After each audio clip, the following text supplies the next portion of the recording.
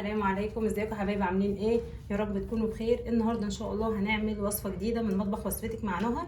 هنعمل كده دبابيس، بس هي مش دبابيس. يلا نروح على الفيديو ونشوف هنعمله ازاي. هنا كده اقل من نص كيلو صدور، تمام، متقطعه قطع صغيره بالطريقه دي.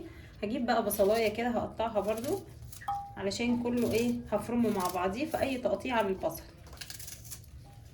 تمام، يبقى هاخد كده بصلايه متوسطه مش كبيره، وهجيب معاها كمان فصين من الثوم، فصين بس مش عايزه اكتر من كده. هقطعهم برده كده قطع صغيره وهرميهم على الفراخ وافرمهم وارجع لكم تاني. لما فرمنا كده فراخ مع البصل هنضيف 1 بيضه على الفراخ دي، تمام، وهنضيف كمان معلقتين كبار او 3 معالق كبار من الدقيق، وهنضيف هنا معلقه من البابريكا، ملح وفلفل اسمر، ومعلقه صغيره من الجنزبيل المطحون، ومعلقه صغيره من بهارات الفراخ او بهارات مشكله عندك. هنتبل بقى الحاجات دي كده كلها مع بعض.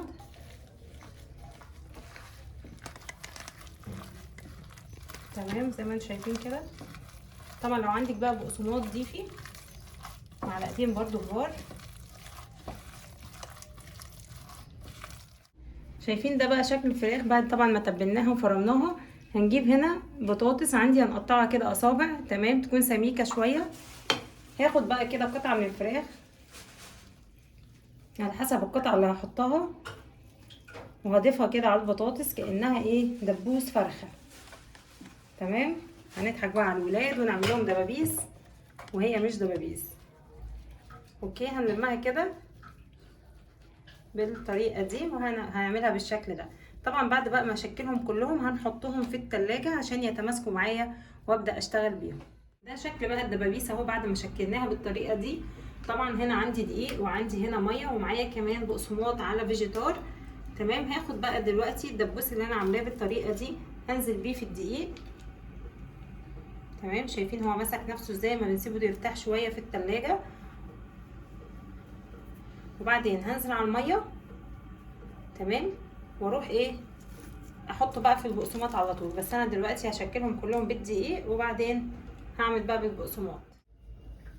هاخد بقى دلوقتي الدبابيس بتاعتي، تمام، بعد ما تبلناها كده بالدقيق. طبعا هي ماسكه نفسها اهي ما شاء الله.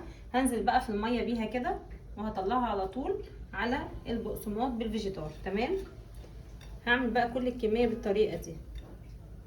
يلا بقى هتظبطي شكل الدبوس بتاعك طبعا علشان يطلع دبوس كده شكله متناسق وحلو. ولو حسيتي العجينه بتاعتك طريه شويه معاكي ومش بتتشكل، ضيفي عليها حبه دقيق كمان لغايه ما تمسك نفسها. معايا كده طاسه فيها زيت سخنه، تمام، هنزل بقى كده على طول بالدبابيس بتاعتي بالشكل ده. تمام اهو، تمام كده اهو زي ما انت شايفه. اول بقى ما ياخد لون من تحت تروحي قلبها على الجنب تاني على طول. ده شكل الدبابيس اهي بعد ما خرجت معانا. شايفين بتقرمش ازاي وجميله. هنصفيها طبعا دلوقتي واخلص الكميه واوريها لكم. شايفين بقى ده شكل الدبابيس اللي احنا عملناها، قدمناها كده مع رز بالكاري. طبعا طعمها حلو جدا. بصوا بقى هي مقرمشه ازاي، شايفين ومش شاربه اي نقطه زيت. تعالى نفتحها كده من جوه ونشوفها مستويه ولا لا. شايفين ما شاء الله مستويه ازاي اهي. طعمها بقى جميل جدا. اتمنى ان انتوا تجربوا الوصفه دي وتعجبكم. ما تنسوش تعملوا لايك وشير وتشتركوا في القناه علشان يوصلكم كل فيديوهاتي.